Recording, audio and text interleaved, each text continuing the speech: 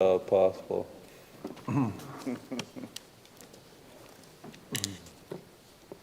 I'll hop on YouTube as well, right? Jake? We should be on now. Yep.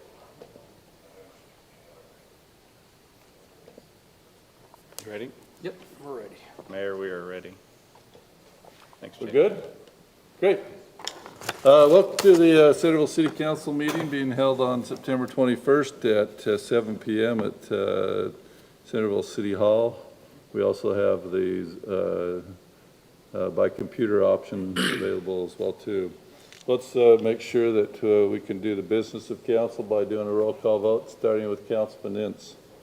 Ince, present. Ivy present. Omar, present. Meekum present.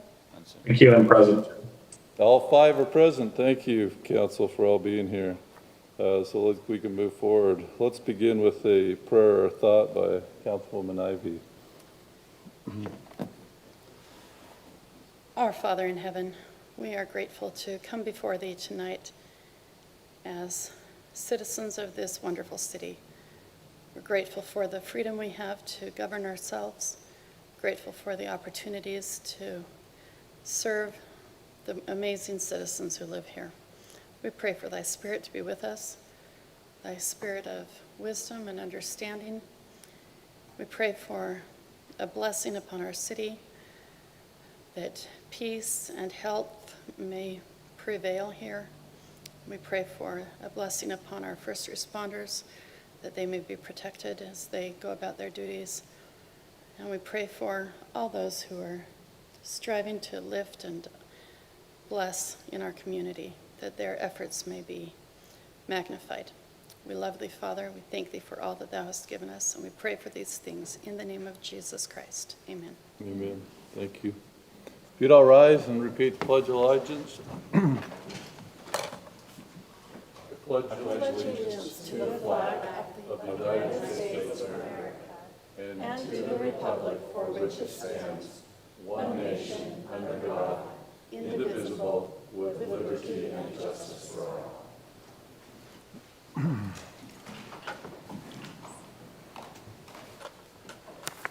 Thank you, everyone, for participating.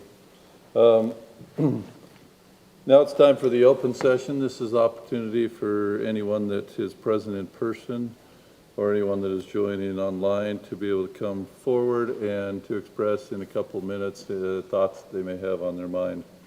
We would just ask that you identify yourself and where you're from, if you're inclined to so do that. I will give it a few seconds to make sure if anybody's calling in or not as well too. So that open session is now available.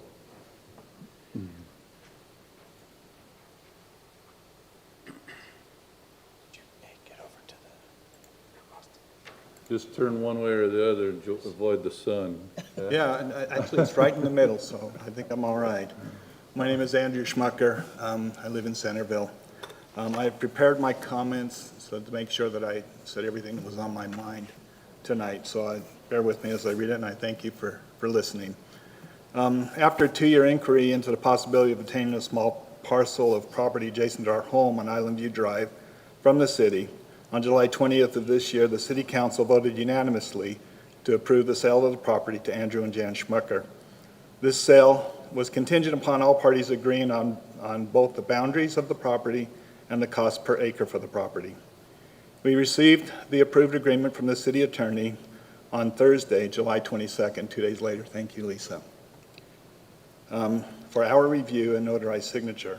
As I was out of town on business, my wife and I had to wait until Monday, July 26th, to sign and return to the city offices. A little over 5 weeks later, I inquired to the city manager as to the delay in the mayor signing the agreement and if there was anything more that was needed from us to facilitate moving forward. At that time, I was told that the city was concerned about the protection of the pipeline that runs adjacent to the proposed adjusted lot line and wanted to investigate it further as a part of the ensuing negotiations. I reminded the city manager that the agreement, per his words, was an agreement to sell the property and to further negotiate the terms based on size and price, and was not binding to the location of the lot line adjustment. On Wednesday, September 1st, we received the agreement from the city with the signature of the mayor. During that same telephone conversation, the city manager informed me that the city council will take up the agenda item to discuss and come to an agreement on both the lot line placement and the cost per acre during the September 21st city council meeting, which is today. I asked him to kindly keep me informed of activities by the city related to this item, to which he agreed. This is why I am here tonight. When I viewed the agenda for this meeting on Saturday, I was surprised to see that no such agenda item was included for this meeting. I understand that my appearance and statement here cannot spur discussion by the city council as it is not an agenda item for this meeting. However, I would like to remind the city council that the proposed lot line boundaries, as prepared by myself, did not include the land directly over the pipeline, and that we are not opposed to moving the northern line to allow the city to maintain the 15-foot easement leading up to the pipeline. I would also like to mention that I had prepared a comparison of properties based on the market value of 4 different parcels. This market value was obtained from the Davis County Appraisal District and included property in which the requested parcel is part of, the 160-acre property owned by the city directly east of the parcel, and 2 parcels privately owned. As you know, the Davis County Appraisal District offers 2 values in determining their property tax amount. One is a market value, and one is a taxable value. That taxable value is typically around 50% of the market value. So when I use the market value, that's more of a true market value as opposed to the artificially inflated market value that people are able to sell their homes for now, or property.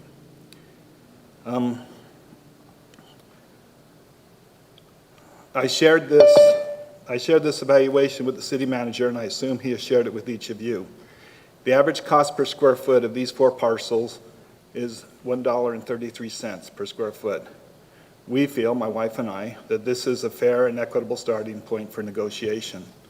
I would also like to remind the City Council that the 14.5 acres this parcel is a portion of has a slope that makes it unusable for any type of use or development, and the small piece we would like to obtain has not been maintained by the city, and the only reasonable use and beautification of this parcel would be the owner of our home.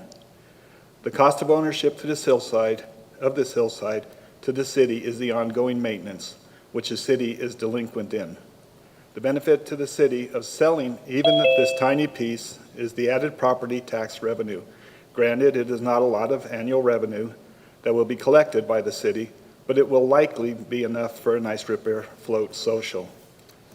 My question is this: does the city intend to uphold agreements that they have approved, or does the city wish to delay action, hoping that the issue will simply fade away, or heaven forbid, serve as some sort of political gain to individuals? When can we reasonably expect action from the city so that we can all move forward? Thank you for your time. Thanks, Mr. Schmucker.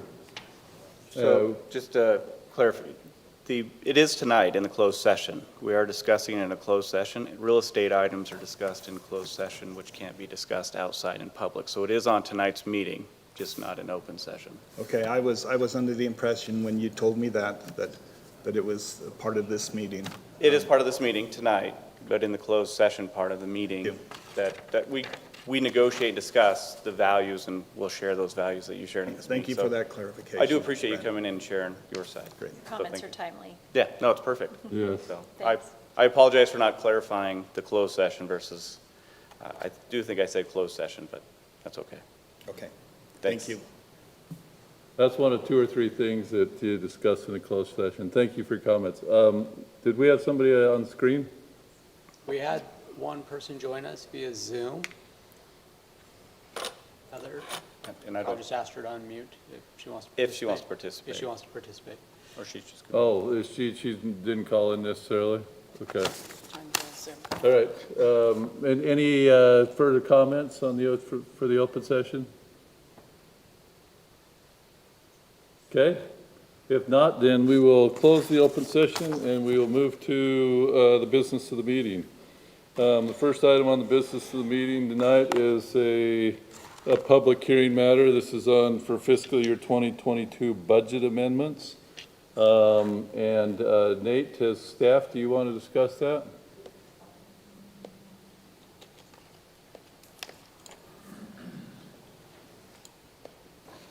Good evening. Jacob, could you open up the FY22 budget amendments, that second one? Thank you. So the budget amendment tonight is fairly simple. These budget amendments before you are just roll forwards from the previous budget year. So just as a reminder, a roll forward is when we have a purchase or a program that was not used last year, we can roll it forward into this year. So looking at the general fund, there are just 4 items. The first one is the police donation account. So we've received a number of donations towards our police department. They have $10,633 available to spend. So we were just rolling forward that budget to make it available for them to spend in this fiscal year. The next item is the Citizens Academy that the police department also puts on. They have $2,077 remaining from last year. So again, we're rolling that forward. And then if you remember back in June, council approved a budget amendment to allow them to order a new F-150. That is still on order. We have not received it yet. So again, we're rolling that forward so that they'll be able to buy that when it arrives sometime this year. And then the last one in the general fund is a lawnmower from Parks. So again, all those are using fund balance because that's where the money went at the end of last year. And then the Parks Fund, we just have the Founders Park or the Smith Park improvements. And that is just the remaining amount that was left over from this plot of land that we purchased right here next to City Hall. So as the work continued crossing over the fiscal year, this was the amount remaining that was set aside for that purchase of land. And then also, Jacob, if you could open another file, it's the bottom one, the police salary adjustment. While this was done administratively, we felt it'd be important for council to be aware of this. We talked about this briefly the last city council meeting. We wanted to increase the police salaries. We were able to find $57,000 in order to help us increase those police salaries. And we were able to find that by removing the staffing analysis that had just shy of $49,000 budgeted for it. So we took away that, put it towards police salaries, and then we were able to find the remaining through the overtime for the bailiff line since court's not in session. And I don't think it will be in person for a while. There's no need for a bailiff. So we were able to use some excess funds out of there to help provide for this police salary increase. Is there anything you wanted to add to that, Brent? Originally, we discussed 2 weeks ago, $62,000, but that was what we had in the tentative budget. What was actually approved in the working budget and adopted budget was the $48,295, or $925, sorry. But we felt imperative in working with the chief to bring that up as far as we could. So $57,000 is what we were able to kind of get us closer to 62. So that's where the 57 is coming from.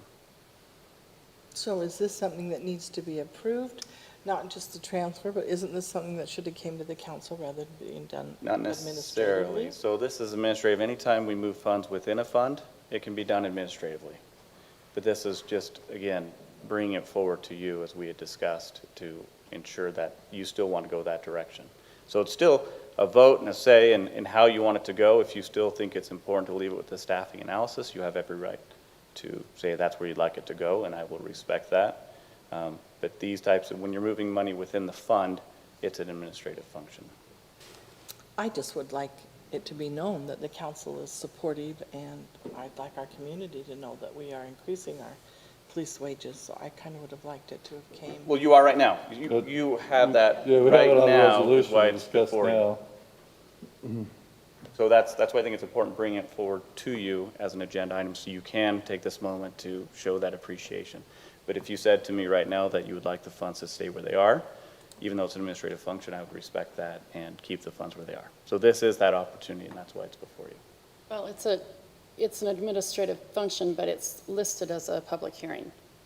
Well, just the budget amendment. The budget amendments of the use of fund balance is since we're increasing that budget authority, that absolutely is the discretion of the council. Great. Questions for Nate before I go to a public hearing on this? Okay, stay around in case there's some after Nate. Okay, this is a public hearing matter, as I mentioned, so the public hearing for the fiscal year 2022 budget amendments that our finance director just discussed is now open. Any member of the public may come to the microphone, and we will give it a few seconds to see if anybody on the computer wants to chime in. So that's now open.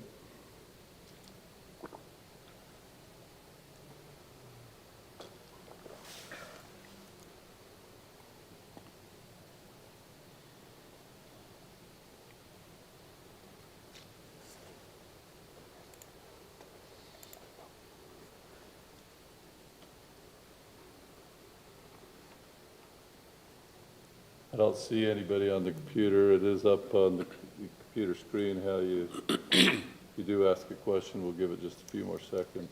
It just showed up on YouTube, Mr. Mayor, so I Okay. want to give a few more minutes, that'd be great.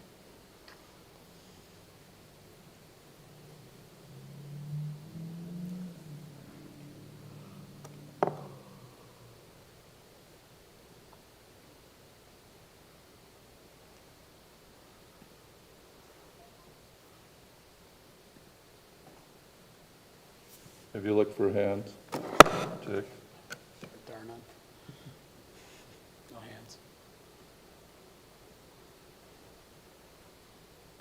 I think we've probably given it long enough, seeing that there's nobody in person or online that wants to comment. I will close the public hearing on the fiscal year 22 budget amendments.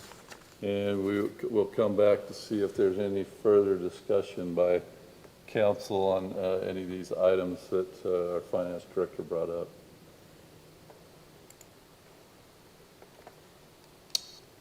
Chief, does 57 do what you feel like needs to be done?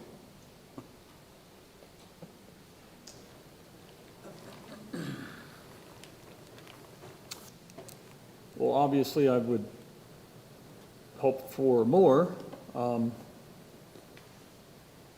As I've said before this council, I recognize that there are needs throughout the city.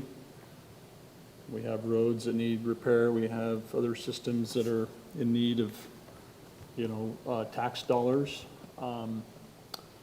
So I don't want to be selfish in that.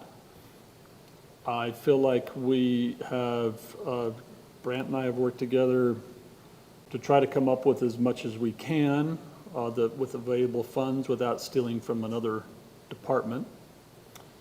So I'm comfortable with that at this point.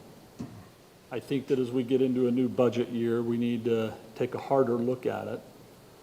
And I've talked with the city manager about I've promoted with him the idea that we need to use some of the ARP funds and the funds that have become available, if it's allowable, for bonuses for our people who've had to endure through the pandemic. And I think that'll be helpful as a kind of a stopgap. The competition is extreme right now. I'm having to do everything we possibly can to find good people, to recruit and hire. It's extremely difficult. And at the same time, I don't want to lose anyone. Right now, I feel pretty comfortable that our people, the current staff that I have, are willing to stay. But it is something that is of critical importance, and as we get into this next budget year, I think it's something that needs to be a priority.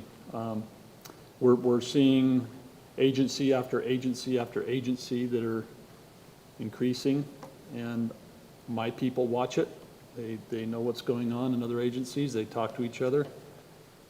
I've addressed that before with the council. So, but to answer your question on this, I am grateful for the work that's been done and your support to move these funds around and to give my officers and staff a bump right now. It's not enough to stay real competitive, but it will certainly help. If we're able to do a bonus on top of that, that'll help a lot as well. That'll probably get us on par where we want to be. But looking into the next year budget, I think is where I really want to focus and hope for some good support there. Two items, thanks, Chief.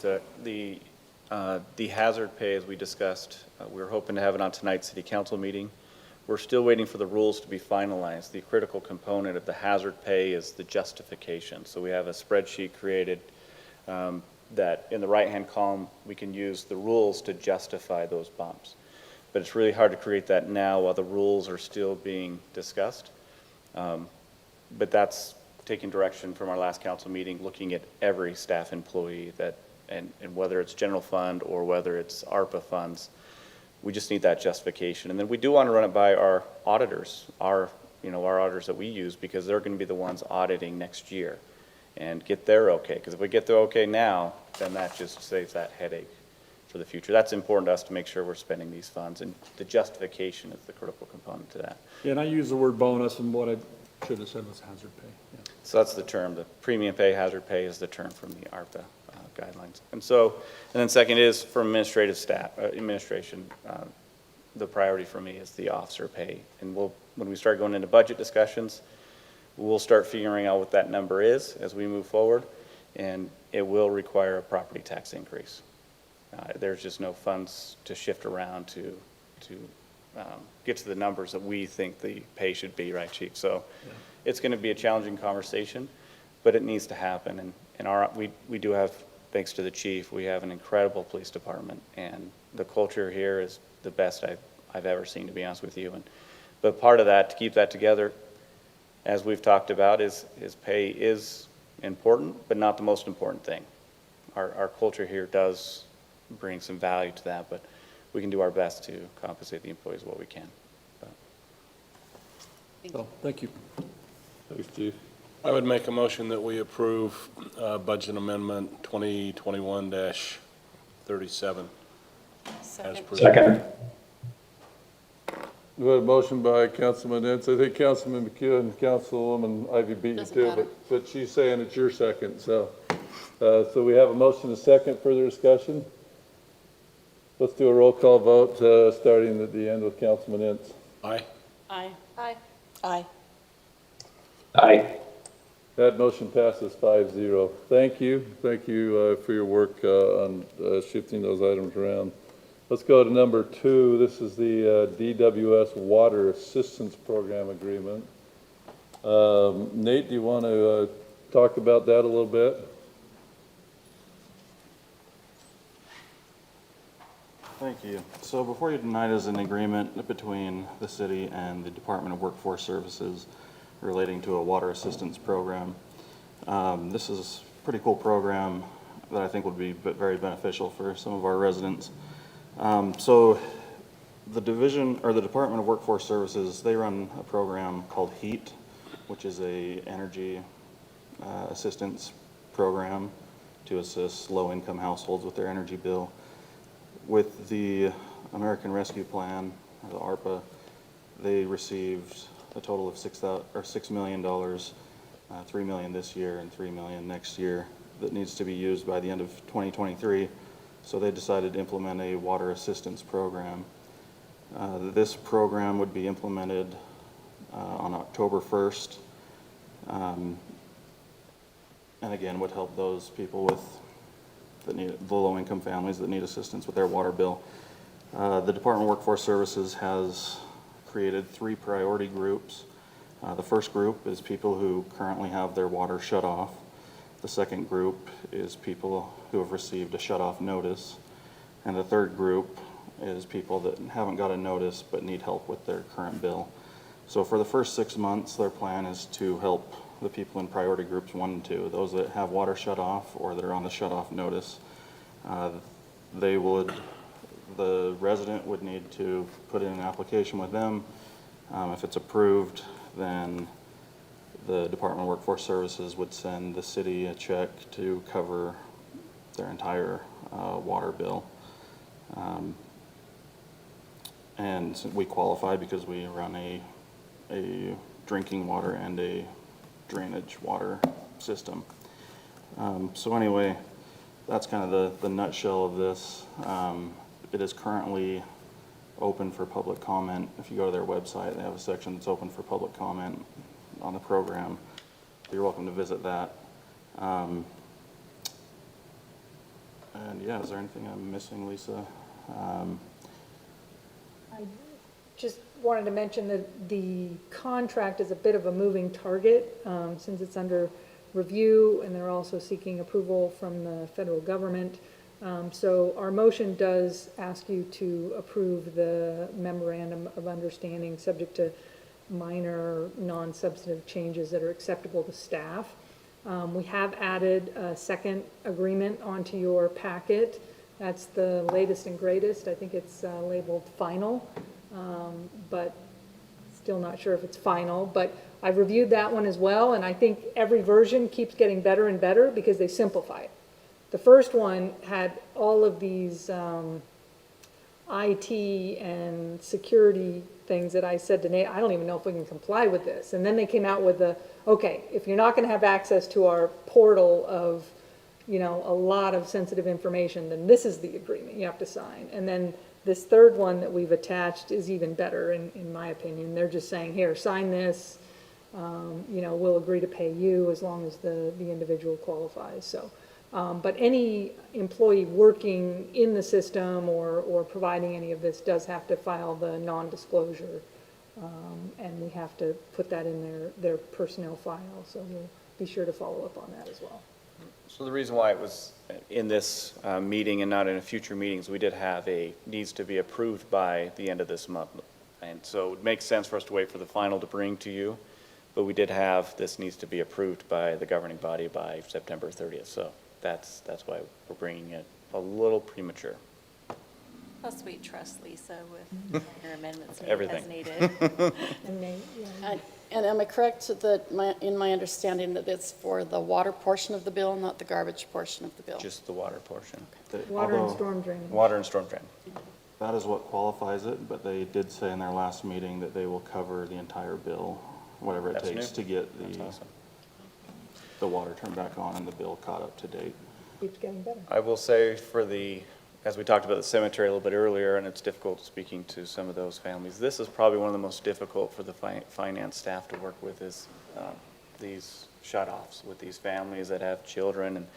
And HEAT's a great program, and I'm excited to see that there's this water portion available. It is really difficult having those conversations. You wish you could just pay everybody's bill for them. So it's great having this money available to them. Unfortunately, I think it's only temporary at this point. It's only for a couple of years, but But we're if it goes hoping- well, Yeah, if it goes well. So I have a question.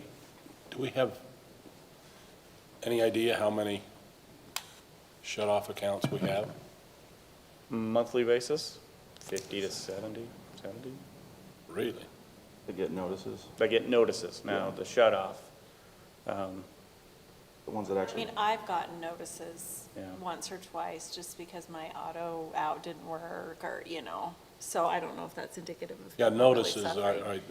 because I have the same, how many do we actually have shut off? What that does with some of the notices, though, is you get late payments on top of your regular bill. That becomes, just adds up for those. We're just wondering about how many do you actually shut off in a month?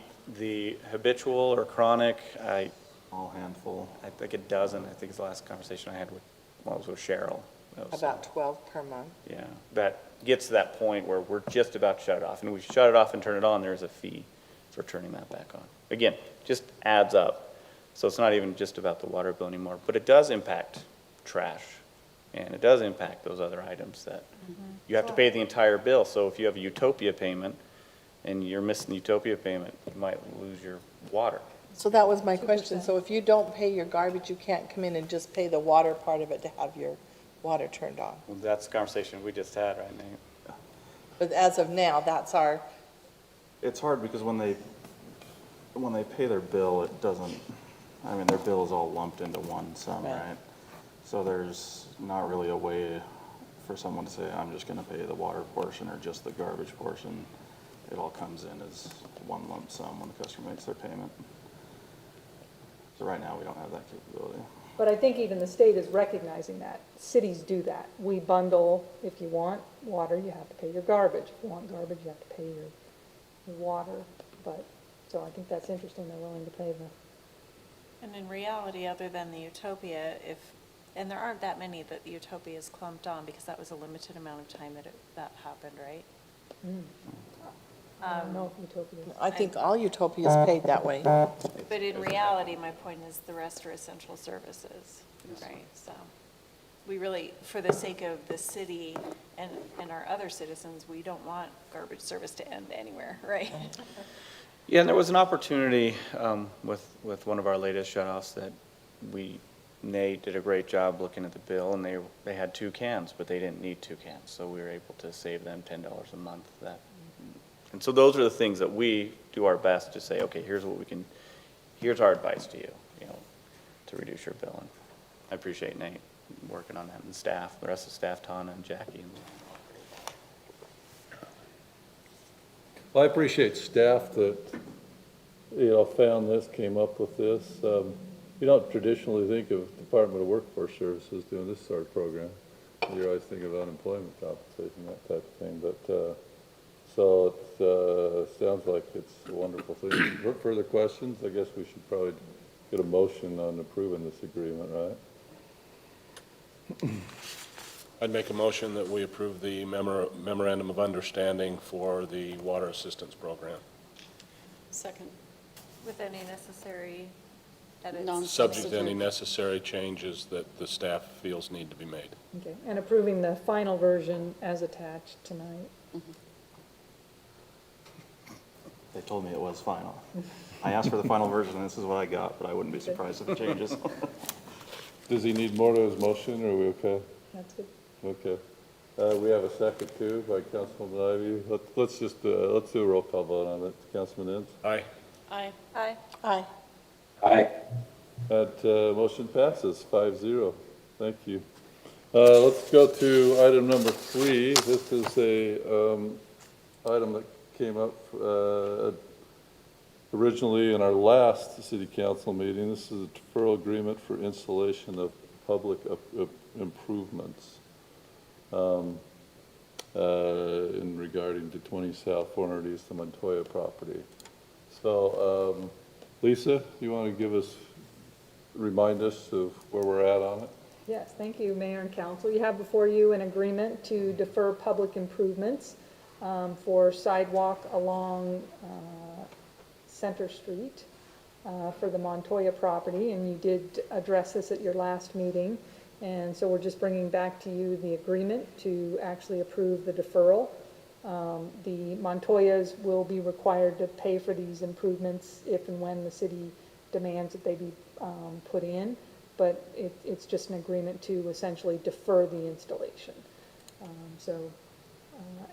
As the Public Works Director had recommended at the last meeting, he's not recommending the deferral. He would like the public improvements to go in when the development occurs. But as directed by the council, we're bringing this agreement to you, and so you're certainly able to approve that. Any questions on the deferral? Wasn't there a pending question from the last meeting about other deferrals on the street, and was this the only one? Well, we got that No, it was map just, we got the map.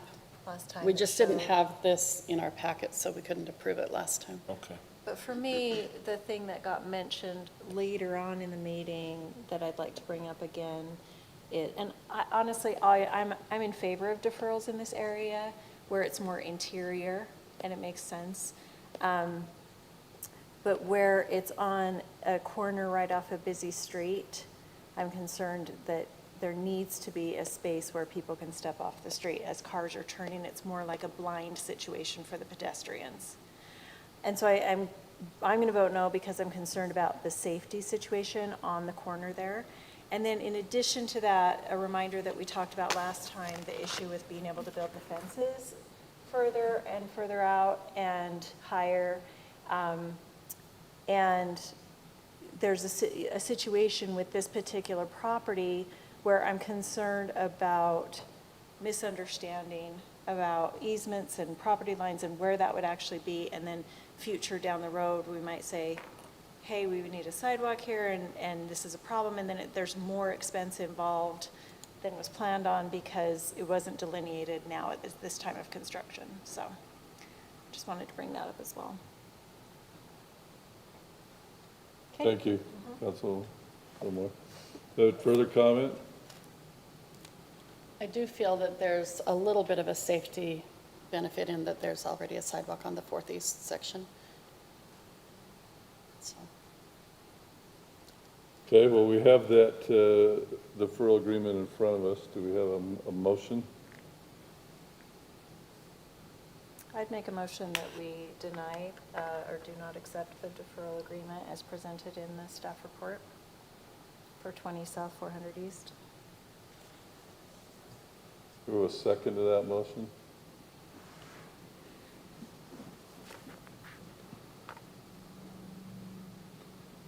Seeing no second, that motion fails. Do we have another additional motion?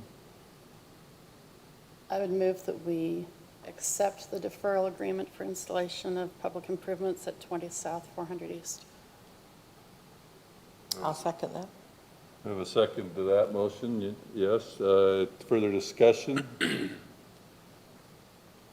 I do think it's wise to, like Tammy said, to make sure that they know where the property line is, where fences can be, subject to, if that deferral agreement is going to be called, or whatever the terminology is.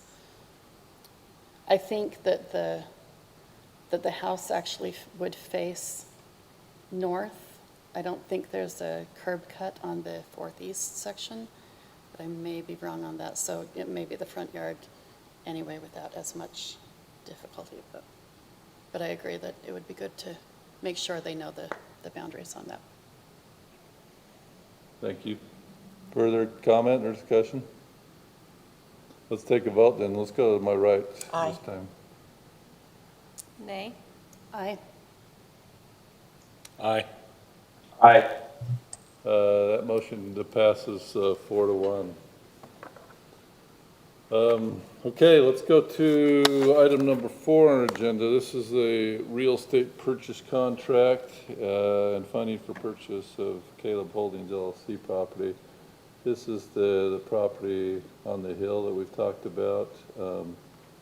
Brent, do you want to talk about it, or Lisa, or are you talking about it? I'll pass it off to Lisa. Looks Okay. like she's ready to go. She gave me the look. Yes, we have before you the real estate purchase contract to purchase the Bangerter property that's actually owned by Caleb Holdings LLC, but we've been referring to it informally as the Bangerter property at the end of Oak Ridge Drive for a water tank.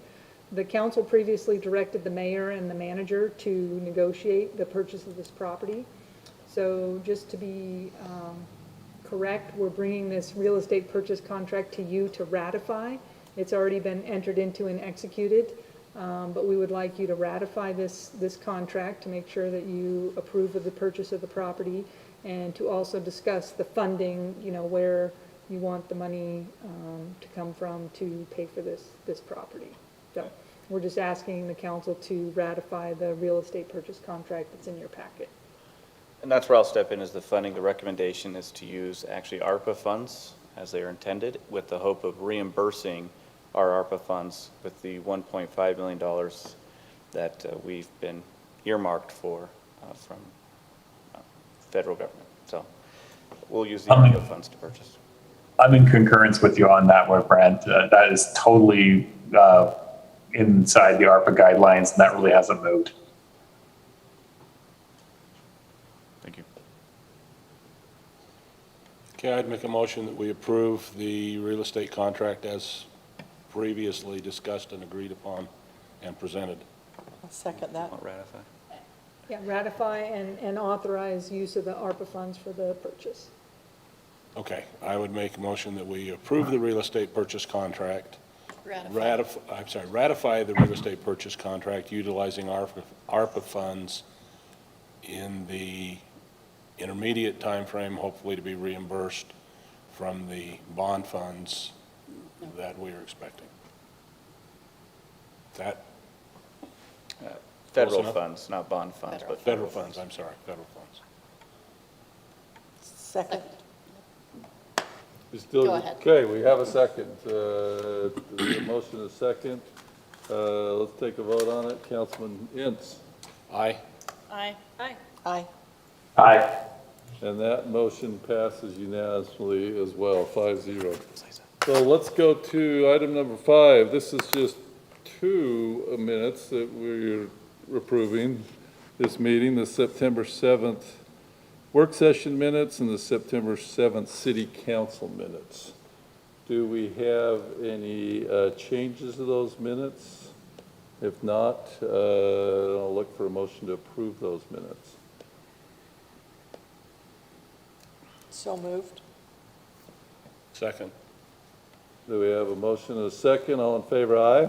Aye. Aye. Opposed? All right, so those minutes are approved. Let's go to item number 6.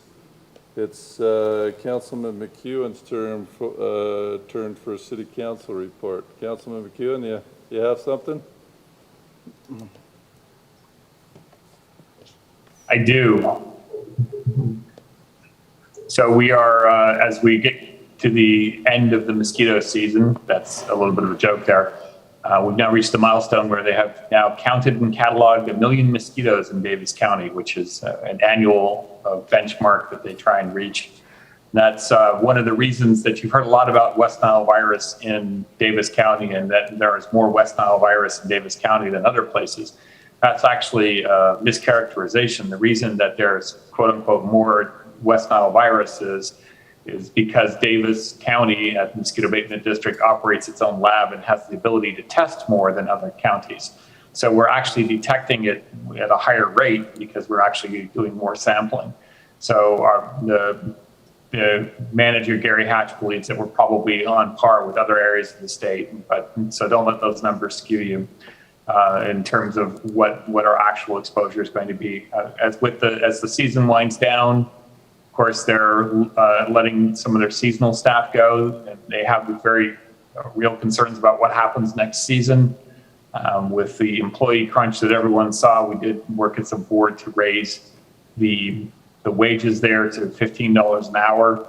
And as we enter into the season in early spring, there's a request from the district to let that be known that they have positions available on our website so that they can start retaining some good staff early on into the season.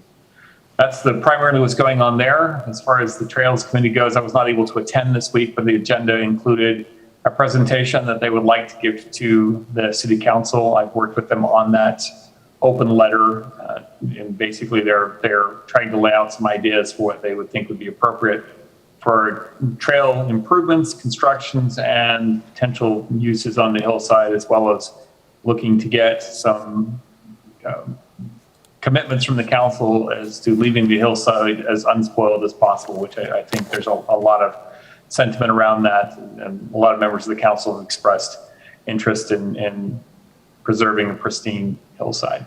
So those are the 2 major updates. Are there any questions that I can answer? Doesn't look like it. Councilman Muke? Oh, do we have some? Nope, good job. Thank you for your report. Appreciate it. Good job. All right, item number 7. Let's go to the mayor's report. The first thing I have is I'd like to just read a short letter to you from the Government Finance Officers Association. Dear Mayor Wilkinson, we are pleased to notify you that your comprehensive annual financial report for the fiscal year ended June 30, 2020 qualifies for GFOA's Certificate of Achievement for Excellence in Financial Reporting. The Certificate of Achievement is the highest form of recognition in governmental accounting and financial reporting, and its attainment represents significant accomplishment by a government and its management. When a Certificate of Achievement is awarded to a government, an award of financial reporting achievement, AFRA, is also presented to the individual or individuals or department designated by the government as primarily responsible for its having earned the certificate. This award has been sent to the submitter as designated on the application. We hope that you will arrange for a formal presentation of the certificate and award of financial reporting achievement and give appropriate publicity to this notable achievement. A sample news release is included to assist with this effort. We hope that your example will encourage other government officials in their efforts to achieve and maintain an appropriate standard of excellence in financial reporting. So thank you, our finance department, for all the hard work you do in the letter. Jake, you have anything that you want to say on this? Yeah, and shout out to our finance staff. 2 retired, Jolene and Cheryl were part of this one because this was for the reporting year FY20, as well as Keddington Christensen, particularly Marcus, and also his team for their help on this. So I couldn't have done it without them. But thank you. Thank you. I love seeing these letters and these awards, and thank you for the whole finance staff for your continued excellence in what you do. Appreciate it.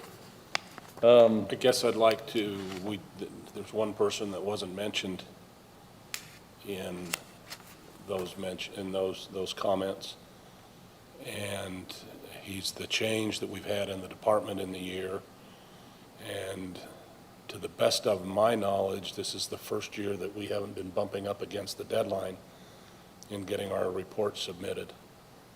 And so I suspect that substantial credit is due to Nate for those efforts. Thank you. Many hands make lighter work, too.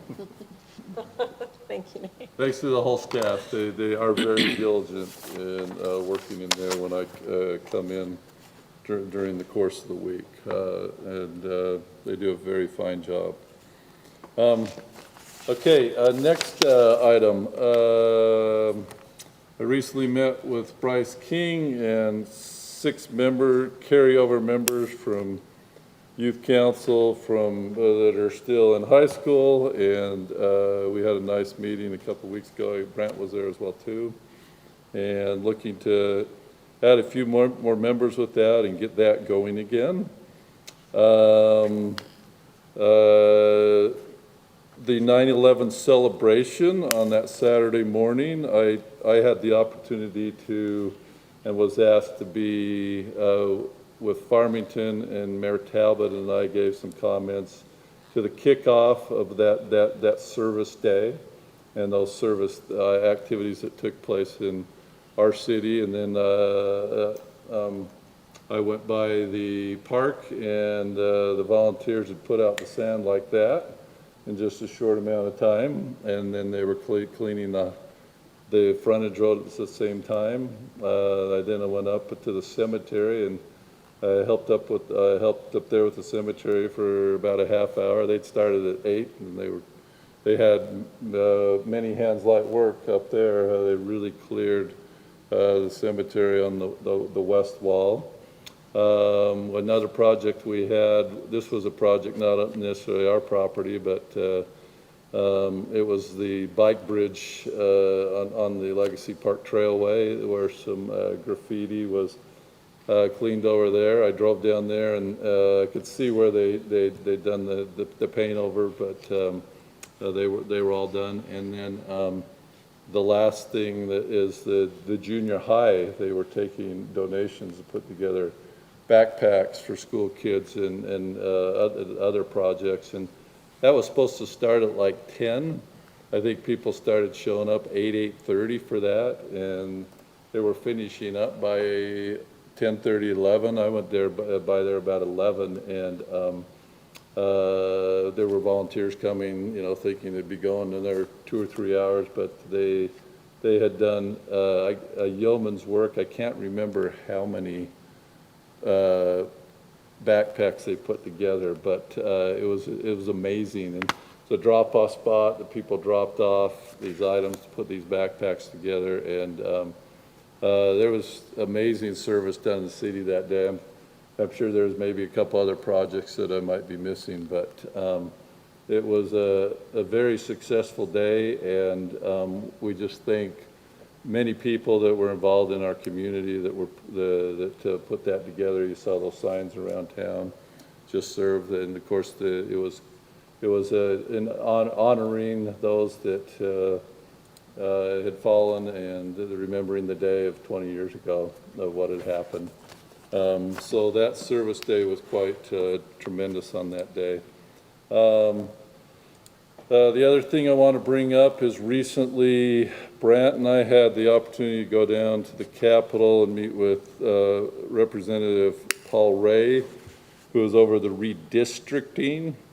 And there's come the need to redistrict our 75 House seats and our 29 Senate seats. And he's kind of doing a roadshow around the state. He's welcoming anybody that wants to submit a redistricting map. You can go to, I can't remember that website. Do you remember it, Brant? Redistricting.utah.gov. It's very unique. Redistricting.utah.gov. And he also came to COG meeting and talked about as well too. When you do the redistricting, he just encourages you to kind of go from the top of the state to the bottom of the state instead of starting in the center, that sort of thing, because then your map gets messed up. But he said they've been receiving some great maps. They received a fantastic map, I guess, from an intern up at Utah State. But they're welcoming anybody that wants to get in on there. So if you want to do it yourself or get in with kids or other members of the community, that draw those redistrict maps, and then they're going to, on October 13, gather together to look at some of those maps and determine some of the redistricting. Anything I missed on that we should invite them to do, Brad? You're welcome to just do one of the 4 maps, because we're talking about school districts as well, or there was other items in Congress. So if you want to just do one map, you're welcome to do one map and submit that and defend that map at the October 13th meeting, if it's selected. My wife doesn't know it, but it is going to be an activity for us and our family. We're going to put together some maps. Kind of fascinated by it. It was interesting. I've been through redistricting in Yuma, and it did not go well. So if you're not involved in having thoughts on how you want to be represented, participate, or come to the October 13th meeting as well and share your voice. It was interesting in him asking the mayors and the city managers that came what they liked in their city. Many liked just having the one representative, the one senator. I voiced an opinion that I kind of liked having 2 senators that represent us. We got a little bit of Senator Adams, Senator Weiler, and then of course we have Representative Hawks. Is just it, but I voiced an opinion that it was nice to be able to have that contact to more. But we'll see what happens in redistricting. So that invitation is open to y'all. The next thing is that next week there are league meetings. I don't know if any of you have any interest. I think a couple of you responded to Jennifer, but it would be late sign up now, but you'd still be able to do that if so interested. That's next to Wednesday, Thursday, Friday. And then the last thing, as I sent out to each one of you a couple of resumes or applications to our committee. We're looking at, I sent you a resume for Mitzi White for Trails and Matt Larson for the Planning Commission. Shaylin Hayman's been serving a few extra months. I had somebody else ready to go there, and they had a health problem, and so I had to look at some other options. And I personally think that both of these people are very, very qualified for these positions, and so I would look for your approval on those two positions.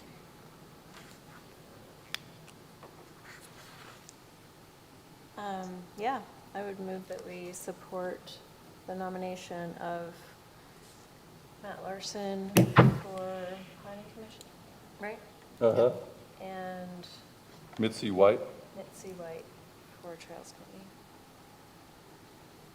I'll second the advice that Kit said. I don't know the other one, but I've met Mitzi multiple times. She came to Trails Committee multiple times before a slot came open. She's a dedicated trail runner and will be quite an asset. Thank you. Councilman McKeon, I heard that same thing from talking with a couple of the committee members, so thank you for that. And so we have a motion and a second on that. All in favor, aye? Aye. Opposed? Thank you. Any questions for me? I think that's everything on my report. Okay, thank you. Let's go to the city manager's report. All right, thanks, Mr. Mayor.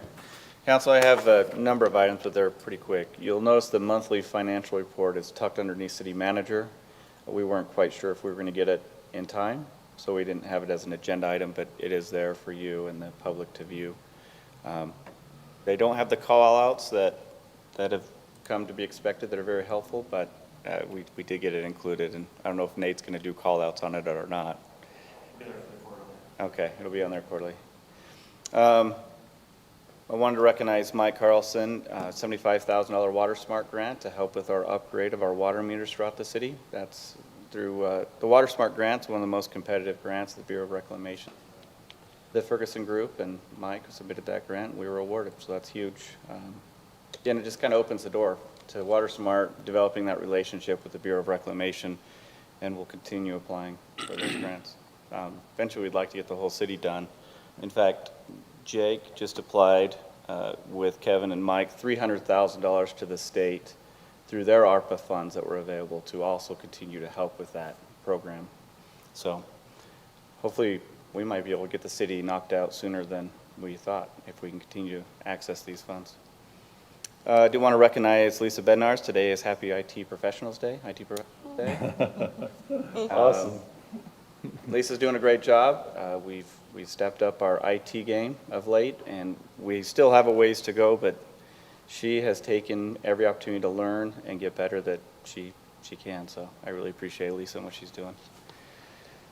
And then just upcoming, Mayor talked about a couple of things. 4th of July debrief will occur next week. It was to happen tonight, but there was a conflict, but we'll have that next week. So I just wanted to prepare you for that discussion. Next week or I'm next sorry. meeting? Next meeting. Okay. Just wanted to make sure I didn't have something on my calendar I Thank wasn't you for supposed to. clarifying. We discussed this already, that the hazard pay will be bringing up at a future council meeting. We just want to make sure the rules are defined, so we're not in trouble with the federal government, right, Mayor? We don't want to mess around with audits. No, we don't. And finally, just my planner here that I really like has quotes, and I'm just going to share this quote for today from Nelson Mandela. I learned that courage was not the absence of fear, but the triumph over it. So that guided me today, and I thought that was a really good quote, so I thought I'd share that. But that's all I have. Any questions for me? Yeah, there's a couple of us, I believe, have made a request. Do we have something on the schedule soon from the sanitation district?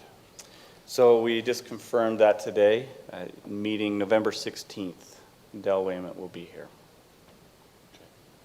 November 16th? November 16th. So there'll be two items. One is the water, what I had shared is the sewer rates, and just understanding where those rates are going. And then also, there's been a request from South Davis Sewer to use some of our ARPA funds to support their nutrient plant. I believe the amount, it's going to escape me, $36,000. It was 30-something. So there's also that request, and so those are the two items that have been asked for him to present on. Did they get any ARPA funds directly? No.